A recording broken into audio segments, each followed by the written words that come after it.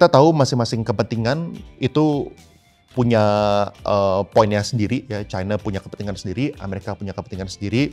Sekali lagi ini bukan garansi bahwa ini tuh udah 100% clear, ini tuh baru 90-day pause. Kok lanjutin dong topik mengenai Amerika dan China. Kemarin kan katanya udah pada damai ya. Apakah itu benar? Oke, gue sharing aja videonya langsung supaya kalian bisa nonton sendiri apa yang diomongin. Joe, I would characterize it very much as President Trump, the equivalent of President Trump's relationship with Party Chairman Xi. They have a good relationship, but they both advocate strongly for their respective countries, for their respective citizens. So it was always respectful. We have the two largest economies in the world. We were firm and we moved forward. We tried to identify shared interest. We came with a list of problems that we were trying to solve. And I think we did a good job on that. And again, this is a 90-day pause. For our tariff program, we had a plan, we had a process, and now what we have with the Chinese is a mechanism to avoid an upward tariff pressure like we did last time. So this is a 90-day pause. The Vice Premier is a very skilled negotiator. He is a high-ranking Chinese official. I had a very good economic briefing beforehand, but there was no sense of anxiety. There was a sense of moving forward. There was a sense of mutual respect. There was a sense that we had shared interests. But I have seen what's going on in the Chinese economy. We can see what's going on with the shipments to the U.S. And again, we are the deficit country. Historically, the deficit country has a better negotiating position. Jadi ini berita yang kita tunggu-tunggu ya. Akhirnya China itu udah turunin tarif dari China dan US lah, udah saling nurunin tarif. Satu itu dari 140-an%, satu itu dari 120-an%. Intinya sekarang Amerika ngenain China 30% dan China sekarang ngenain Amerika itu 10%. Dan bukan cuman nurunin tarif doang. Note juga ini cuma 90-day pause ya. Ini tuh masih belum permanen. Mereka masih negosiasiin detail-detailnya. Tapi ini sebuah permulaan yang penting banget. Soalnya ini bukan cuma masalah tarif doang yang mereka turunin. Ini juga non-tarif barriers lainnya yang mereka kenain, yang mereka saling hajar-hajaran kemarin yang juga di-remove. Contohnya dari China, itu Boeing udah nggak di-ban lagi. Lalu abis itu rare earth minerals sekarang udah boleh diekspor lagi ke Amerika. Ini LTJ, logam tanah jarang ya, rare earth minerals. Itu sekarang udah boleh lagi diekspor ke Amerika dan itu sebuah mineral yang penting di sisinya Amerika, soalnya China itu memiliki 90% market share untuk rare earth minerals ini. Tapi kalau misalnya kita lihat kayak gini, kita itu nggak boleh cuma lihat satu sisi. Kita nggak boleh lihat cuma dari sisi Amerika doang yang bilang, oh gini bagus, ini kita udah dalam proses bernegosiasi. Kalau misalnya gue nonton apa yang tadi Treasury Secretary Scott Bessent itu ngomong, gue suka verifikasi dari sisi sebelahnya, itu dari sisi China-nya. Mereka ngomong apa sih? Nah ini coba kita lihat videonya dari sisi China-nya juga. Under the current circumstances, this meeting has caught high attention from the international community. And thanks to the concerted efforts from both sides, the meeting has been productive and has been an important first step taken by the two sides to properly resolve their differences through equal-footed dialogue, and also for bridging differences and deepening cooperation. This meeting has laid the foundation and created the conditions for that effort. The economic and trade teams from both sides have upheld a professional spirit and tapped into their respective expertise and used the limited time over the last couple of days to have intensive consultations. They had candid and in-depth exchange and discussions on relevant issues in the trade and economic sphere, creating a solid foundation for the consensus that was to be reached in this meeting. Jadi kalau misalnya kita lihat dari dua video itu, dari dua belah pihak ya, dari Amerika maupun dari China itu udah mengekspres sebuah progres. Dan dua-duanya itu kelihatannya intonasi udah sangat berbeda dari apa yang kita nonton kira-kira 1 bulan yang lalu. Tapi negosiasi ini kayak gimana tentu kita nggak ada yang tahu, soalnya datanya kan nggak dipublikasikan kan. Mereka lagi negosiasi apa dan detailnya kayak gimana, yang paling penting buat masing-masing pihak itu kayak gimana. Tapi kita tahu lah beberapa hal yang pasti menjadi kepentingannya si sisinya Amerika gitu ya. Dan ya kita harapkan semuanya ini bisa berjalan lancar. Tapi yang pasti yang dimintain sama Amerika, contohnya nomor satu itu adalah mengenai cara mereka get away dari tarif. Soalnya kan kayak kemarin gue sempat bilang transshipment, di mana China itu bisa aja ngirim barangnya dulu ke negara ketiga, pihak ketiga yang tarifnya itu rendah, lalu baru dari negara ketiga ini lakukan shipping lagi ke Amerika sehingga mereka bisa nggak kena tarifnya. Jadi pasti ini bakal jadi salah satu agendanya Amerika. Contohnya itu bisa aja dari proof of origin. Jadi mereka pengen lihat bukti ini tuh asli dari mana. Soalnya kalau misalnya sampai dirubah labelnya, misalnya sebenarnya ini made in China, habis itu dirubah jadi made in apa, contohnya Vietnam gitu misalnya, atau Meksiko gitu misalnya. Nah itu kalau misalnya sampai ketahuan bahwa proof of origin-nya ini dirubah, itu tuh bisa kena denda yang besar. Terus misalnya dari segi verifikasi digital, dari segi US Customs and Borders Protection, bisa aja mereka itu minta yang namanya Bills of Material. Jadi mereka pengen cek juga ini materialnya bener gak nih, asli dari mana, asal-usul negaranya gitu. Jangan sampai ini cuman buat si China-nya itu get away dari tarif, sedangkan mereka ya cuman shortcut doang lah. Padahal aslinya itu sebenarnya dari China.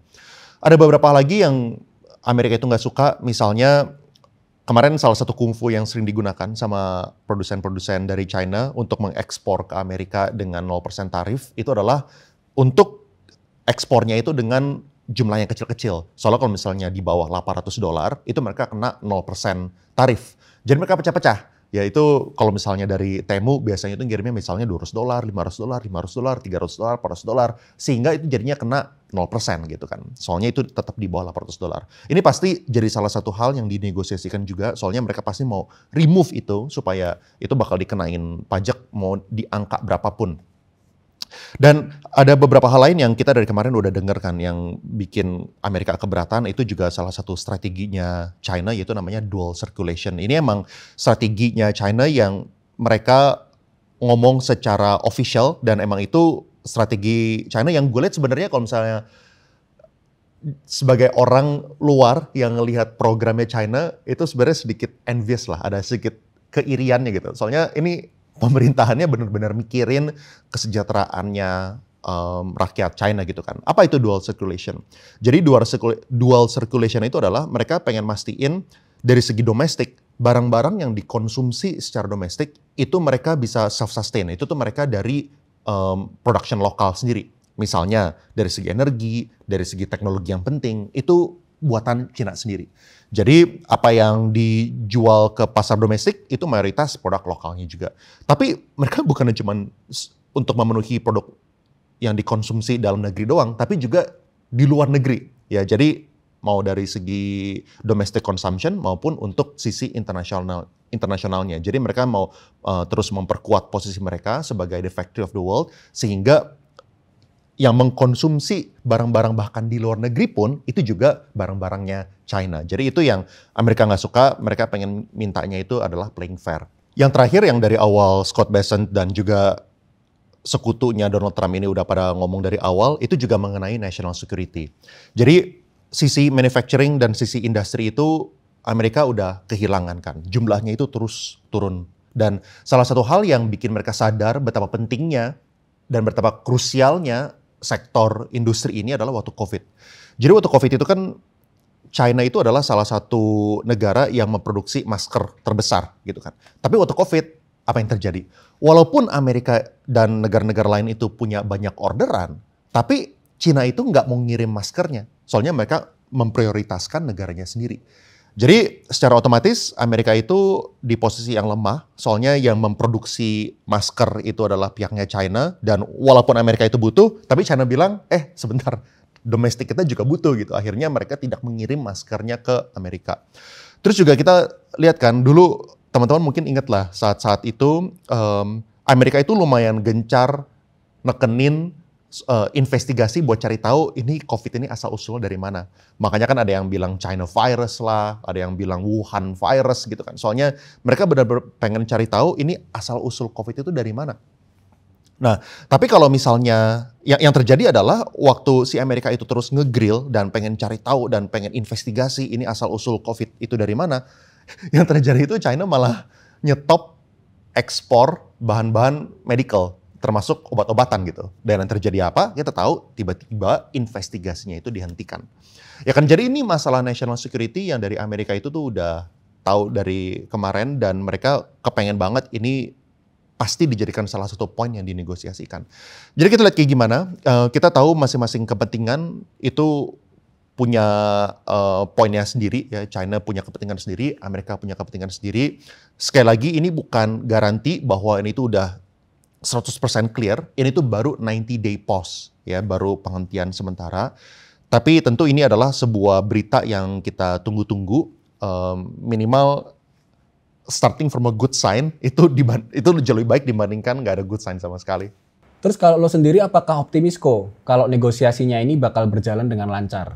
Kalau misalnya gue pribadi, gue cautiously optimistic ya. Ini gue mungkin share satu video lagi yang bisa ngasih unjuk ke kalian kenapa gue bisa agak optimis. The Vice Premier and I now call this the Geneva mechanism to prevent any misunderstandings because President Trump and Party Chairman Xi have a very good relationship, but the relationship did not make its way down through other levels of government. So I think the important thing is that after this weekend, we have a mechanism to avoid escalation like we had before. We both agreed to bring the tariffs levels down 115%, which I think is very productive because where we were with 145 and 125 was the equivalent of an unintended embargo that is not healthy for the two largest economies in the world. It is not healthy for the rest of the world. Jadi kalau misalnya kalian lihat dari video itu, ini gue ngomongin dimanapun ya, mau ini di level institusi atau mau di level negara, cara bernegosiasi kayak gitu tuh udah textbook lah. Jadi biarin yang bawahannya itu yang berantem, ya kan, yang saling gontok-gontokan, yang saling keras-kerasan. Habis itu dia bilang, oh bosnya itu sebenarnya punya good relationship sama sisi seberangnya gitu. Jadi si Scott Bessent ini ya pasang badan, oh kita yang salah paham, kita yang keras-kerasan gitu kan, kita yang tidak berhasil menerjemahkan bahasanya dengan baik. Kalau misalnya Presiden Trump sama presidensi ini sebenarnya mempunyai relationship yang bagus. Tapi ya ini kan semuanya cuma buat kamera dan media lah ya, supaya nanti kalau misalnya mereka udah sepakat ya Presiden Trump dan presidensi tinggal ketemu, salam tangan ya kan, senyum di kamera dan mereka tinggal muji saling muji satu sisi dan lain gitu. Dan ya tinggal bawahannya aja yang pasang badan. Padahal ya kita tahu lah, yang minta bawahannya nyerang pasti ya Presiden Trump sendiri. Pasti kan yang bikin ekonomi shock, yang juga bahasanya itu saling keras-kerasan, yang saling gontok-gontokan, yang saling naik-naikin tarif yang pakai. Yang satu naikin berapa persen, atau lagi naikin berapa persen, atau lagi naikin berapa persen, atau lagi naikin berapa persen. Itu kan pasti atas dorongannya si Presiden Trump sendiri. Tapi kalau misalnya kita ngomongin prediksi ya, apakah optimis atau enggak, tentu ini gue ada sedikit beban ya, kayak kemarin misalnya gue sempat sharing tentang Elon Musk bahwa dia itu bakal keluar, dan gue juga sempat sharing bahwa Donald Trump itu pasti nggak serius tentang dia itu tuh mau mecat si The Fed. Itu tuh bener, tapi itu jadi beban juga. Jangan sampai kalian mikir ini tuh bakal 100% benar selamanya gitu. Soalnya ini tuh cuma sekedar analisa. Gue juga nggak punya data dari inner circle ya pasti gitu kan. Tapi kalau misalnya kita ngomongin dari segi kepentingannya Amerika dan kepentingannya China, kenapa sih gue percaya bahwa mereka itu tuh probabilitas untuk mendapatkan deal itu lebih besar dibandingkan probabilitas untuk tidak mendapatkan deal. Soalnya kita bisa lihat dari kepentingannya masing-masing. Kepentingannya masing-masing dari sisi Amerika maupun dari sisinya China itu tuh udah dalam posisi harus deal. Ya itu udah nggak ada pilihan gitu ya. Ya kecuali ada sesuatu yang salah satu pihak yang nggak reasonable lah. Tapi masing-masing pihak ini sebenarnya memiliki kepentingan untuk deal. Contoh, kemarin baru ada conference ya, namanya Milken Global Conference. Itu tuh dihadirin sama foundernya big boss gitu ya, dari sisi politik, dari sisi bisnis, dari sisi investor. Contohnya itu dari foundernya KKR, dari si Pershing Square Bill Ackman, atau dari si CEO-nya Nvidia juga, si Jensen Huang itu juga hadir. Itu mereka ngumpul dan ada 2 terminologi yang sering muncul dan yang paling dikhawatirkan sama orang-orang yang ngumpul di sana. Yang pertama itu adalah tarif. Yang kedua itu adalah namanya midterms. Midterms ini bakal dilaksanakan di November 2026. Ya, dan tarif ini salah satu hal yang sangat dikhawatirkan. Jadi kalau misalnya politik itu, politician ya, mereka itu tuh mungkin bisa terima berita-berita yang jelek, mereka mungkin bisa terima kritik, tapi yang paling sulit buat mereka terima adalah kalau misalnya video di supermarket, misalnya di Walmart gitu ya, itu salah satu supermarket yang terbesar di Amerika, itu tiba-tiba stoknya itu kosong. Misal barang-barang belanjaan yang mereka itu biasanya beli dari China, tiba-tiba stoknya sekarang udah habis gara-gara tarifnya itu ketinggian. Itu kan pasti viral dan itu pasti akan mengurangi elektabilitas si politician yang bakal jadi yang lagi mau memperebutkan kursi di tahun depan gitu kan. Soalnya tahun depan itu kan yang bakal ada di midterm elections ini adalah dari sisinya Senat dan juga dari sisi House of Representatives atau dari DPR-nya Amerika lah gitu. Jadi kalau misalnya Republican itu nggak berhasil untuk mendapatkan tempat duduk yang banyak, ini kan agenda-agendanya si Trump bisa jadi dipermasalahkan gitu. Ini jadinya nggak bisa lancar lah ke pemerintahannya dia. Dan salah satu faktor yang mengakibatkan orang untuk vote itu kan pasti dari segi ekonomi.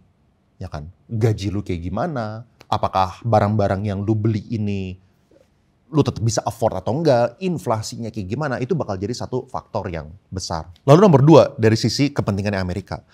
Kalau misalnya kita lihat di mana-mana ya, yang namanya perusahaan-perusahaan gede seperti JP Morgan itu tuh suka memberikan prediksi resesi. Kemarin waktu tarif itu dihajar sama Donald Trump, si JP Morgan itu memprediksi chance buat resesi itu sampai 60%. Jadi lebih tinggi probabilitas untuk resesi dan lebih rendah probabilitas untuk tidak resesi. Jadi ini kan sebuah masalah yang besar kalau misalnya perusahaan yang gede seperti JP Morgan itu udah memberikan prediksi seperti itu kan otomatis dari segi consumer confidence-nya pasti menurun juga. Dan ini bukan cuma dari segi JP Morgan doang ya. Ini kalau misalnya kita lihat dari Polymarket, ini gue share screen lagi. Nah, di sini kita bisa lihat ya. Jadi setelah announcement-nya tariff pause, itu tuh langsung turun dari 52% chance jadi 40% ya. Penurunan yang tajam. Tapi kalau misalnya kemarin-kemarin sampai 64%, 62%. Ini nyambung lagi lah ke tadi. Soalnya kan mereka bakal ada midterms election di tahun depan. Jadi mereka pengen memastikan jangan sampai ekonominya itu malah jeblok gitu kan. Terus menurut gue poin terakhir yang paling penting di sisinya Amerika itu supply-nya rare earth material. Soalnya kan logam tanah jarang ini dibutuhkan di sektor-sektor yang penting buat Amerika. Misalnya untuk defense dari Lockheed Martin. Atau enggak dari EV untuk sisinya Tesla. Atau enggak untuk sisinya elektronik juga, misalnya kayak Apple. Jadi sektor-sektor yang penting buat Amerika ini bisa terancam apabila Cina ini stop secara long term mengekspor rare earth material ini. Soalnya mereka itu memproduksi sekitar 90% dari total supply-nya LTJ ini di dalam skala global gitu ya. Tapi kita bukan cuma ngomongin dari sisi kepentingan Amerika doang. Sisi Cina pun mereka juga punya kepentingan. Kepentingan itu apa? Ya, kita sama-sama tahu kalau misalnya Amerika ini adalah negara yang terbesar yang mengkonsumsi barang-barangnya China, yang menerima ekspornya China lah. Mereka ini kan ranking 1. Otomatis gimana dengan mereka punya sektor industri? Kita, teman-teman yang memiliki atau jalanin bisnis atau yang sebagai profesional itu pasti tahu ya, kalau misalnya teman-teman memiliki kapasitas misalnya 100.000 per tahun gitu ya. Tiba-tiba Amerika itu stop mengkonsumsi gara-gara ada tarif yang sangat-sangat tinggi, tiba-tiba 30% konsumen lu hilang gitu kan. Ini tuh bukan berarti dari 100.000 lu tiba-tiba oh ya udah deh kalau kayak gitu gue tetap masih bisa supply 70.000 ke negara-negara lain dan gue cuman kehilangan profit 30%. That's not how it works. Ya kalau misalnya lu kehilangan 30% dari lu punya output capacity, itu bisa jadi lu itu nggak ketemu break even point untuk beroperasi. Bisa jadi lu tuh total shutdown. Ya, atau enggak kalau misalnya lu beroperasi pun profitnya itu tuh belum tentu dari 100% itu berarti tinggal turun jadi 70% kalau misalnya cuma ngurangin supply atau permintaannya itu 30%. Jadi profitnya itu bisa dari 100% itu jadi nol atau bisa jadi 100% itu jadi minus untuk beroperasi dan untuk memaintain si pegawai-pegawainya ini. Jadi China ya udah investasi segitu banyaknya dan mereka udah posisinya itu sebagai the factory of the world, nggak bisa segitu mudahnya itu mereka berhenti tiba-tiba atau mengurangi produksinya by 30% gitu misalnya. Terus dari segi FDI juga mereka punya concern. Kalau misalnya kita lihat datanya, nanti gue juga minta tim lampirin, FDI China itu belakangan ini ada di salah satu titik terendah. Ya kan, jelas lah kalau misalnya seluruh dunia ini ngelihat Amerika dan China ini lagi perang dan ada ketidakpastian yang tinggi kalau misalnya mereka itu investasi di China, pasti kan perusahaan-perusahaan itu memilih untuk investasi di tempat-tempat lain yang nggak ditargetin sama Amerika. Ya kan? Soalnya kalau misalnya mereka sekarang investasi di China, ya mereka juga takut kan kalau misalnya ada ketidakpastian dan gonjang-ganjing yang gede gini, kalau misalnya mereka investasi sekarang, nanti 2 tahun lagi kayak gimana? 3 tahun lagi kayak gimana? 5 tahun lagi kayak gimana? Jadi presidensi pasti butuh memberikan confidence dan juga kepastian supaya mereka tetap bisa memaintain FDI-nya untuk terus masuk ke China. Terus poin terakhir itu dari segi ekonomi. Kalau misalnya kita lihat ya, salah satu yang paling lemah di China itu dari sisi unemployment untuk orang-orang yang masih muda.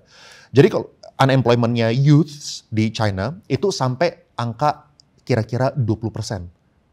Ya jadi 1/5 dari anak-anak muda itu tuh nggak bisa mendapatkan pekerjaan. Padahal ya kita tahu itu kan salah satu orang yang paling penting buat bekerja ini adalah usia-usia yang paling produktif. Jadi kalau misalnya kita lihat dua belah pihak ini sebenarnya tahu mereka itu nggak bisa decouple secara holistik, secara 100%. Mereka itu nggak bisa 100% itu pecah. Mereka masih membutuhkan satu sama lain dari dua belah pihak. Dan itu yang memberikan gua sebuah optimisme bahwa seharusnya ini adalah dalam best interest-nya masing-masing pihak untuk menemukan titik tengah. Ya, itu seharusnya ya. Sekali lagi ini nggak ada yang tahu itu cuman sisinya masing-masing. Berarti kan kalau kayak gini bisa dibilang strategi Amerika buat ngehajar kanan kiri itu berhasil ya kok? Menurut gua berhasil untuk mayoritas negara. Misalnya kayak negara-negara kayak Indonesia atau kayak Vietnam, nggak mungkin kan kita bilang oh Amerika serang kita ya kan, kita bakal hajar balik gitu. Ya kita siapalah kita juga tahu diri gitu kan. Dan sebenarnya mayoritas negara itu kemarin memilih untuk nggak gitu berani nyerang balik Amerika segitu kerasnya, ya kecuali China lah.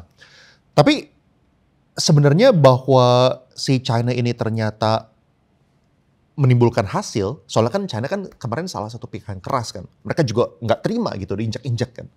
Dan sekarang bahwa Amerika itu udah sedikit nurunin kekerasan mereka, jadi mereka mulai softening up gitu ya. Mereka akhirnya mau bernegosiasi juga dengan China. Ini bikin negara-negara lain tuh ngelirik. Ternyata kalau misalnya kita keras lawan si US, ini bisa lebih baik loh untuk hasil negosiasi kita. Terutama yang kemarin baru kelihatan itu dari sisinya India gitu ya. India itu kan kemarin dikenain tarif buat US Steel sama aluminium, angkanya 25%. Lalu dari bulan Maret sampai bulan April itu tuh mereka lumayan manut gitu dari segi intonasinya, dari segi cara negosiasinya. Mereka itu bawa masalah ini ke World Trade Organization, lalu ya World Trade Organization nggak punya gigi lah untuk enforce apapun keputusannya. Tapi kelihatan bahwa sekarang si Indianya ini malah threaten untuk hajar balik ke US. Soalnya kan sekarang mereka lagi dalam tahap proses negosiasi kan. Ya mereka sekarang kelihatan gitu loh, mereka juga nggak mau diinjak gara-gara si India ini ngelihat si China juga berhasil. Jadi gue juga mau kerasin dikit gitu. Jadi dan gue yakin ini yang ngelihat kan bukan cuma dari sisi India doang, tapi dari sisi negara-negara lain juga atau misalnya Uni Eropa gitu. Ya pasti ngeliatin juga kan. Gue juga nggak mau diinjak, atau dari sisi Jepang juga, atau dari sisi South Korea juga. Dan kita tahu ini sekarang semuanya itu masih dalam proses bilateral negotiation. Ya. Jadi menurut gue ini cukup menarik. Sukses atau enggak, to a certain extent, terutama untuk negara-negara yang terlalu jomplang mungkin dari sisi ekonomi, mungkin bisa dilihat sebagai sukses. Soalnya agak takut juga kalau misalnya kita berani hajar balik dengan keras gitu kan. Pasti kan kita yang lumayan manut gitu. Tapi kalau misalnya untuk negara-negara lain yang punya power, kelihatannya sekarang mereka tambah berani. Kelihatan dari India.